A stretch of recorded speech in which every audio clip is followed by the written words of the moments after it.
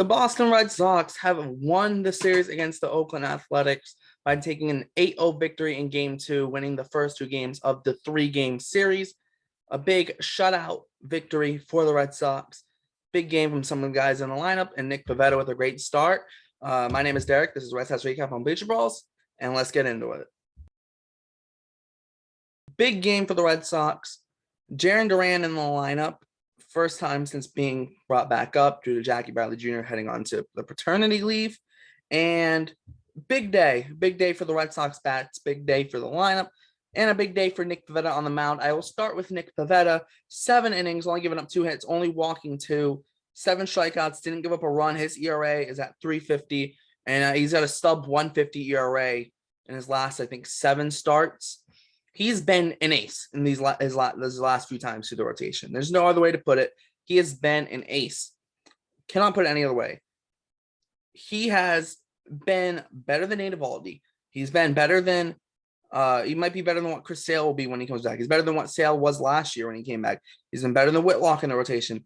He's been better than Rich Hill. He's been better than Michael Wacha as of late.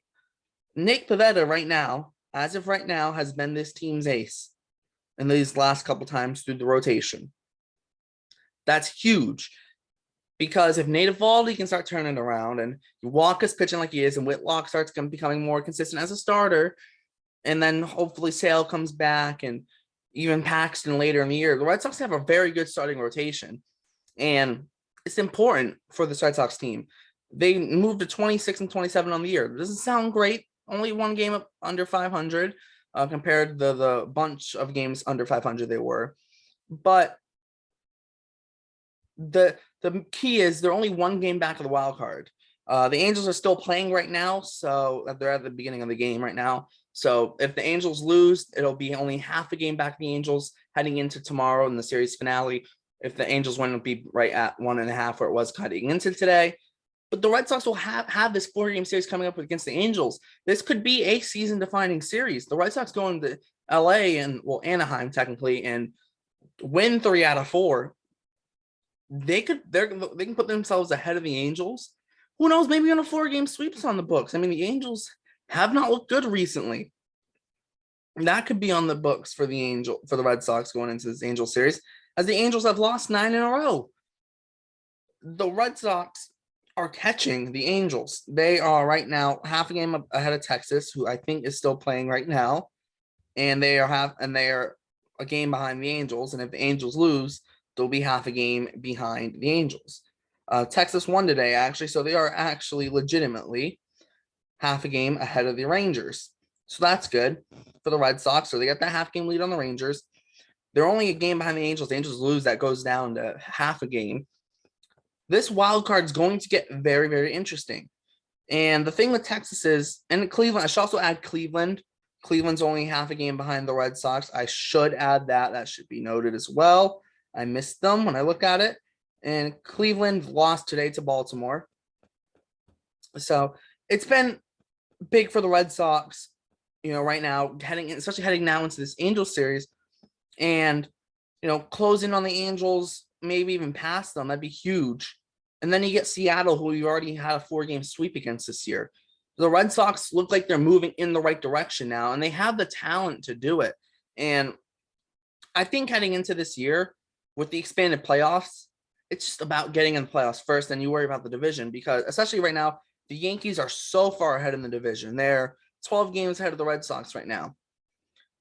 The big number one thing is just get into the playoffs. When you get into the playoffs, anything can happen. The Braves just won 88 games last year, which would have been good for 8th place in the American League. Yet they won the division, so they got into the playoffs, and they won the World Series. The regular season doesn't mean anything once you get into the playoffs besides playoff seeding. That's the only thing it matters for. When you get into the playoffs, any team can get hot, and I think that's the important thing for this Red Sox team. Get into the playoffs. If you're going to buy this year and you're going to try and win, just get into the playoffs first, because you can't win anything if you're not in the playoffs. Obviously, I think everyone would rather win a division than be a wild card team, but get into the playoffs. That's the big thing. The bats today were good. A second straight game, scored 7 last night. They scored 8 today. Jarren Duran in the leadoff spot went 2 for 5. And he also, one of his outs was to lead off the game was a line out that was hit at 106 miles per hour. So a good game from Duran. Kike went 1 for 4. He also drew a walk. Devers went 1 for 4. Martinez had a hit. Bogarts had 2 hits and a walk, 2 for 3, also drawing a walk.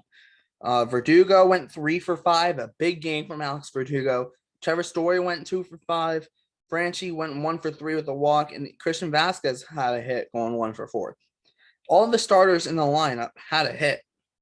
The only guys who played didn't have a hit was Dahlbeck and Arroyo. Arroyo was a defensive replacement for Bogarts. I don't think he hit. I don't know. Arroyo didn't have a walk, actually, so he did get a walk. Dahlbeck pinch hit for Devers. He struck out, but he didn't start the game. So all 9 guys who started the game got a hit. And that's big. And they also, too, as a team, they drew 8 walks. No, sorry, 4 walks. They drove in 8 runs. I read the wrong snap, but they drew 4 walks. So that's somewhat nice to see, obviously. 6 walks last night, 4 tonight. That's 10 in 2 games. We like to see that. The Red Sox team, when they struggle, it seems like they're not drawing walks because they're only getting on base with hits. And when the bats aren't going and they're not drawing walks, they're not going to get on base. So that's the big thing. Figure out a way to draw some walks here and there. They can help. They can get you that extra run that can win you a game. They've been good, and they've been good as of late. Like I said, yes, they had that hiccup series against Baltimore, and they split a 2-game series against Cincinnati. Not great, but I mean, I mean, they didn't give up any the pitching gave up no earned runs to that series. But you're going back to the Atlanta series. It's been a split series, win a series, win a series, sweep, win a series. Yes, you lost a series to Baltimore, then a split, and then this series against Oakland is a series win that could become a sweep if the Red Sox win tomorrow. And they'll have Rich Hill on the mound against Frankie Montas. Not necessarily the greatest matchup for the Red Sox pitching-wise, but they can still get it done. And it's going to be important here. Let's be honest. It's going to be important here for the Red Sox to figure it out and get win. Again, they don't need – it's not like they 100% like need to win tomorrow, but you would love to see them win tomorrow 100%. A series sweep would be great heading into this Angels series. Obviously, no team's winning every single game. So if they lose, just get ready for that Angels series. But it would be so great to see them win, sweep the A's heading into the Angels series. And then hopefully they can put up a beating on the Angels and win 3 out of 4. That would be huge, huge for the Red Sox. And then you get Seattle, who you've played well against this year in the 4 games you played them, because they swept them at Fenway in that 4-game series. So the hope was, a best case scenario, they go 7-3 and they go 500. But right now, all the Red Sox need to do in these next 8 games is go 5-3 to be 500. That doesn't sound so hard, realistically. Obviously, if the Angels continue to play bad and the Mariners are struggling, that's huge. It's huge for the Red Sox, and hopefully that means they can do that and at the very minimum reach 500.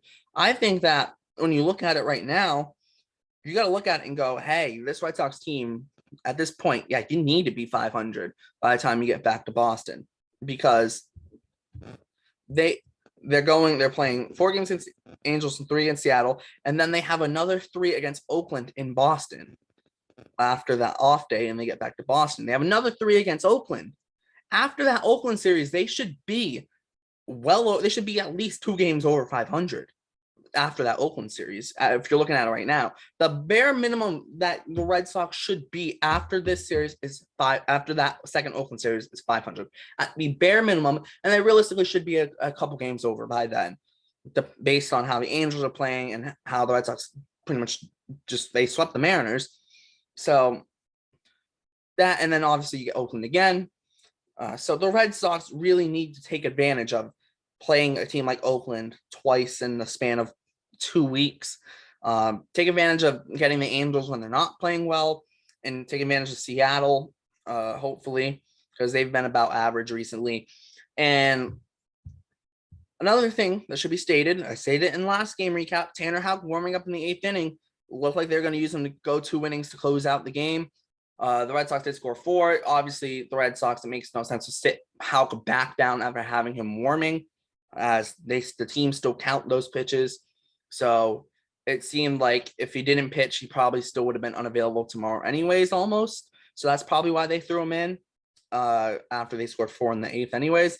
So I'm guessing Houck probably isn't going to pitch tomorrow, but the rest of the bullpen should be available. So, and if they score a bunch of runs and Rich Hill holds the A's, they should still be fine. Also, Jarren Duran will be starting again tomorrow, it seems, with the righty Frankie Montas on the mound. So that'll be interesting to see. Hopefully he can play well again. And hopefully Rich Hill can give us a good outing, give us a chance to win. And hopefully the offense can continue to score, even though they will be facing Frankie Montas, who is very good. He's a very good starter, let's be honest. A 2-5 record is deceiving because Oakland just sucks. But that's going to wrap it up. Thanks for tuning into this Red Sox game recap. Make sure to check out all the links in the description, the Instagram, Twitter, podcast, website, all the Crew's Twitter. All those are down there. Make sure to check out the previous Red Sox game recaps, our prospect pipelines, and all our other videos that we put up. My name is Derek. Thanks for tuning in to Red Sox recap on Bleacher Brawls, and we'll see you next time.